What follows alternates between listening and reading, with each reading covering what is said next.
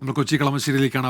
അവിടെ അപകടത്തിൽപ്പെട്ട ടാങ്കറുമായി ബന്ധപ്പെട്ട ഏറ്റവും പുതിയ വിവരങ്ങളുമായി നിതിൻ അംബുജൻ ചേരുന്നുണ്ട്. നിതിൻ, എന്തൊക്കെയാണ് വിവരങ്ങൾ?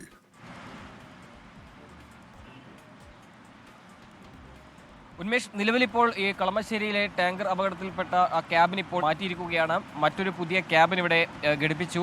ഇരുമ്പരത്തെത്തിയ ക്യാബിനാണ് ഇവിടെ എത്തിച്ചിരിക്കുന്നത്.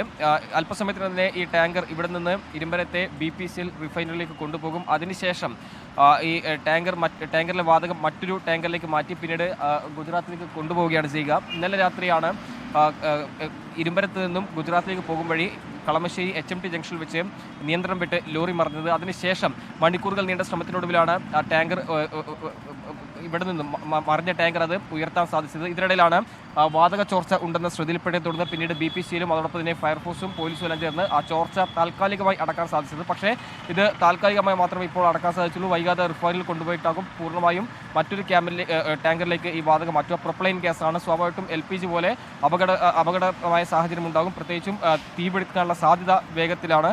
അതുകൊണ്ട് വേഗത്തിൽ തന്നെ ഈ ഒരു ടാങ്കർ ഇവിടുന്ന് മാറ്റാനുള്ള നടപടികൾ സ്വീകരിച്ചു വരികയാണ്. നിലവിൽ ഇപ്പോൾ BPCLുമായി ബന്ധപ്പെട്ട് അന്വേഷണം പ്രഖ്യാപിച്ചിട്ടുണ്ട്. ഫാക്ടേഴ്സ് ആൻഡ് ബോയിലേഴ്സ് യൂണിറ്റാണ് അന്വേഷണം പ്രഖ്യാപിച്ചിരിക്കുന്നത്. 20 ടൺ പ്രൊപ്പലൈൻ ഗ്യാസ് ഇത്തരത്തിൽ റോഡ് മാർഗം കൊണ്ടുപോകുമ്പോൾ പാലിക്കേണ്ട സുരക്ഷാ നടപടികൾ അത് പാലിച്ചോ തുടങ്ങിയ കാര്യങ്ങളൊക്കെ തന്നെ പരിശോധിക്കും.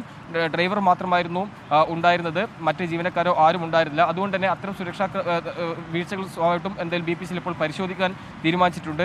വൈകാതെ ഇപ്പോൾ ഇവിടെ നിന്ന് പ്രത്യേകിച്ചും ഈ HMT ജംഗ്ഷനിൽ നിന്ന് ടാങ്കർ ലോറി ഇരുമ്പരത്തേക്ക് കൊണ്ടുപോകും. നിലവിലിപ്പോൾ ഈ ഗതാഗത ക്രമീകരണം ഇവിടെ ഒരുക്കിയിട്ടുണ്ട്. നമുക്കറിയാം, കഴിഞ്ഞ 3 മാസമായി HMT ജംഗ്ഷനിൽ ഒരു ട്രാഫിക് പരിഷ്കാരം ഏർപ്പെടുത്തിയിരുന്നു. ആ പരിഷ്കാരത്തിന്റെ ഭാഗമായി ഡ്രൈവർക്ക് ഒരു പക്ഷേ അത് അറിവില്ലായ്മ തുടർന്ന് ഇതുവഴി പോകുമ്പോൾ അപകടത്തിൽപ്പെട്ടതാകാം എന്നൊരു നിഗമനത്തിലാണ് നിലവിൽ പോലീസ് അടക്കമുള്ളത്. നിലവിലിപ്പോൾ ഇതുമായി ബന്ധപ്പെട്ട അന്വേഷണം നടന്നു വരികയാണ്. അതിനുശേഷം മാത്രമേ കൂടുതൽ കാര്യങ്ങൾ വ്യക്തമാവുകയുള്ളൂ. എന്തായാലും ഈ ക്യാബിൻ ഇപ്പോൾ സുരക്ഷിതമായി തന്നെ ഘടിപ്പിച്ചിട്ടുണ്ട്.